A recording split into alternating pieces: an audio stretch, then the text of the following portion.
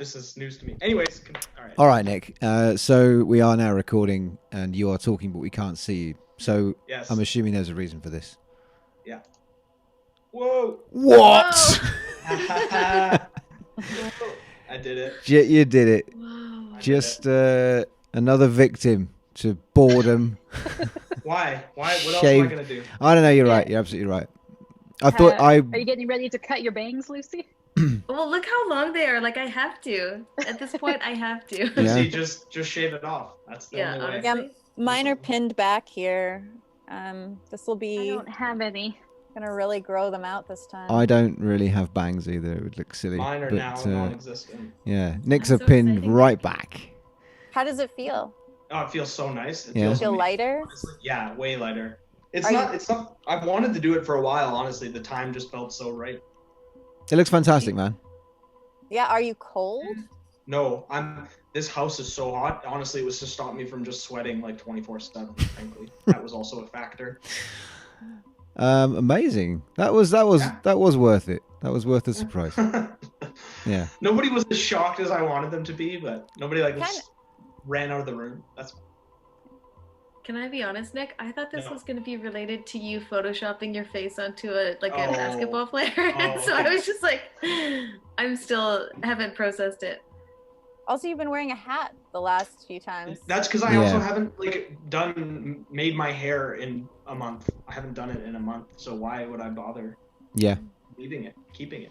Well, congratulations. I think I think everyone should now take a leaf out of Nick's isolation You're manual next. and do something stupid. I don't You're mean next. that. I don't mean that. You look great. All right, welcome everybody. Thank you for coming back. This is episode 4-ish, I think. So how are we all doing? Good. Yeah, just I to finally sort of started doing schoolwork this week. finally. Okay. After 2 weeks of kind of pretending it didn't exist and then realizing that I made a huge mistake. So the reason that I sent you all a text a few days ago asking you about art because I was watching Art School Confidential. But just before I go into all of that, is anyone seen anything particularly breathtaking? I should start every vodcast like that is life-changing, a piece of art. I started watching Chernobyl. Oh, that's just a short one-season series. Is that right? Yeah, it's like a mini series. Okay, and it's got music by Hildur Guðnadóttir, It does. who's an Icelandic composer who she did the soundtrack to Joker. Is that right? I think she won Yeah. an Oscar for it. But she also had an unbelievable album out called Saman, which is on one of my favorite music labels called Touch Music, which does a lot of kind of found sound, field recording kind of stuff. So Chris Watson, who does a lot of archive and field recording for stuff, BBC documentaries on the radio, has a few albums out on there. Who else? Christian Fenez is an amazing composer as well. So people like that all kind of feature on that label, and Hildur Guðnadóttir is part of that before this kind of foray into film and TV soundtracks. Well, I believe also she was the protege of Johan Johansson. I believe that to be correct also. So yeah, amazing. So how is it? Is it good? Yeah, it's really good. It's probably like not the best thing to watch right now because it's really depressing and horrifying and like absolutely heart-wrenching and destroying. But it's very well done. Before I know Talicia has watched a film, and I deliberately didn't ask you what it was and didn't allow you to tell me because I wanted you to tell me now. So what film did you watch? It's not anything new. I watched Escape from New York the other day. Ooh. Oh. Oh. Shit. Like for the This where first we time? just yeah. I apparently have never seen it before. Okay. Well, I've there you seen go. Other ones of like Yeah. You're the Duke of New York, #1. What a time to watch it too. Yeah, you Yeah. picked a great time to watch it, and also isn't that your favorite film, Nick? Yeah, Yeah. probably. Yeah. Probably my most watched, probably up there as my favorite. Yeah. Okay. So I do remember liking it a lot, but I have to admit that I remember Escape from LA way more because of how insane it is. It's like Yes. in a way more memorable, but because it's it's worse. But because it's so it's just one of those movies that's so bad that it circles around to good again. Okay. yeah, Yeah. it definitely achieves that. I would say. All right. Yeah, it's got some. You Like can't the watch it surfing, as he's like surfing behind his car or something. Like Yeah. there's the basketball game of death. yeah. I remember I watched them in the wrong order, so I watched Escape from LA first, and then realised that it was part of a much, well, it was a sequel to a much more celebrated film, and at the time, I couldn't understand because I was just sort of getting into cinema. I didn't really have an appreciation for films of the 80s that kind of paved the way for a lot of action thrillers and things like that to come that had kind of deep analogies attached to them. So it kind of went over my head a little bit. And then, after repeated viewing, I realised that it's everything to do with it. The fantastic score, which is it's also Carpenter, isn't it? The score. Who scored it? Yeah. Yeah. I'm thinking of because I get confused with that and The Thing, which has a score Yeah. by Ennio Morricone, I think. Yes. Yeah. Which actually also just got re-released on vinyl. It got a special the score for The Thing. Yeah, it's to go and check that out. It is like the most beautiful looking thing that no one should be spending any money on right now, but it's very pretty. So Escape from New York. That was a good choice. Nice. What did you think of it, Talicia? I like it. Is it the best movie of all time? It's a bit of a loaded question, Nick. Yes. I don't know Good if answer. I would go that far, Nick. That's fair. But I mean, it was good. I also really enjoy the outrageousness of having chandeliers on the front of a car like that. Oh, it's great. Yeah. It's so good. Like, honestly, why aren't we all doing that? That's an excellent question, Talisha. Why aren't we all doing that? All right. Escape from New York. Fantastic. Lucy. Well, there was a couple things that I watched, but this is like becoming a theme for me. I watched something with young Orson Welles, and it's on Netflix. It's The Stranger, and so it starts out, and you're like, "Well, very handsome. Tell me more." And then it turns out that not only is he a secret Nazi, they kind of imply that he like invented genocide, and so you're like, "Oh, now I'm the bad guy here." You can't take back, yeah. Wow. I guess I have a type, and it's Orson Welles being a creep. Yeah. Well, But, yeah. that's. I'm sorry about that. It's one of the pieces of self-knowledge that's coming from this difficult time, and we just got to deal with it. Yeah, but it's good that you're confronting it now in the sort of privacy of your own home and not out there meeting actual genocidal maniacs, isn't it? Like, it's a huge, like, something to think about before I interact with, like, human males in the world again. Yeah, That's exactly. important. Exactly. Maybe give you sort of a few things to look for on Tinder or whatever. Girls love bad boys. That's the thing. Exactly. Hard Likes walks on the beach, genocide. Heather. Yeah, I've watched a couple of movies this week. I finally saw Tangerine, which I had a For the first time. DVD copy.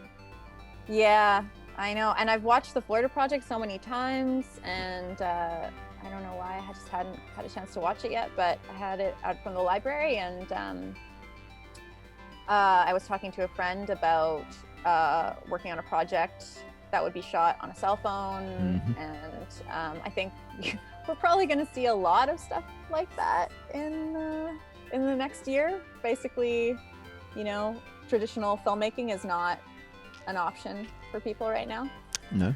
For the most part, but yeah, I feel like it's been talked about a lot on our podcast, so it was great. I think the thing that I find the most remarkable about Sean Baker is his ability to bring out performances from people who have no experience acting on camera. So I don't know if the ability is in identifying that person, like seeing a person off camera and going, this person will know how to carry a scene on camera, because so many people just don't have that ability. Yeah. Or whether it's something to do with how he directs people and how he makes them feel comfortable on camera. But it's, when you're setting out to make a film with non-actors or emerging actors, then there's so much room for it to go really wrong and feel really amateur. So Yeah, I think it's a bit of both. I think it's being able to. He's obviously a very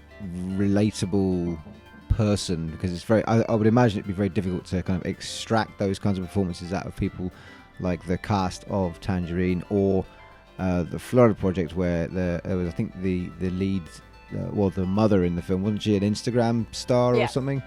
Exactly. And then getting a performance like that out of Brooklyn Prince, all the kids. like they're just unbelievable. And there's I can't imagine having to direct or how you would even approach directing children and getting like a really kind of emotionally strong performance out of them, because how do you describe that in a way that is, you know, easy to understand? It's you're sort of dealing with abstracts already. So I think it's when I watched the DVD you know, of that, they had a special features where they showed him directing some of the key scenes with the child actors, and it's really cool seeing him like kind of like get to their level and just like, hey, don't worry about the lines, but like, you know, and he's kind of like directing them just like in really little chunks. Mm-hmm. So just like, okay, now just say this, okay, like now look like it's really good, and he really, I don't know, it was really cool. Yeah. Well, I've never seen childhood, I think, so accurately portrayed on film as in that movie, and the fact that it is shot on film, and so, you know, time is of the essence. You can't just like let the camera roll and hope you get good material, because it does feel like the kids are just being themselves a lot of the time. I had another movie I wanted to talk about. Go for it. I don't want to cut anyone off. No, go for it. So I also watched a movie last night on MUBI, MUBI, which is kind of my go-to right now. Yep. And it's this movie from 1934 called Our Daily Bread, directed by King Vidor. Uh-huh. I think that's how you say his name. So he was kind of like a big director at that time. And it's pretty cool because it's set in the Great Depression, and it's about this couple who are living in this city, and the husband has lost work and they can't pay rent anymore, and they end up the wife's uncle offers them a piece of land, and it's just like, you can go try to make this work, like grow some food on it, and then they end up starting a socialist commune on the property. and like none of the, like, basically they're looking for people with different skills, and all of these people are out of work, and so they all come together and pool their resources.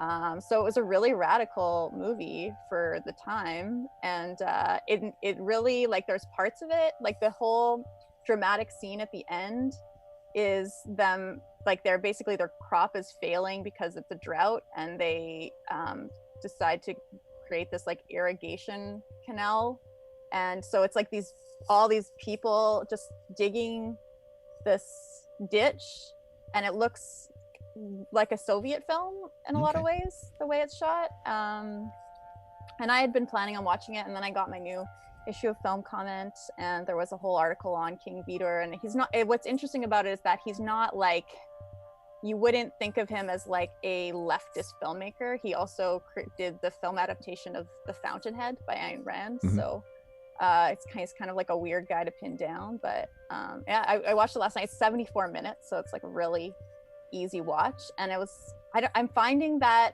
maybe, Lucy, you're feeling the same way, is people, and we've talked about this in the past, people are looking for comforting things right now, and watching old black and white movies is really comforting for me. Like, I do not understand watching, like, marathoning this Tiger King show, which seems to be how a lot of people are.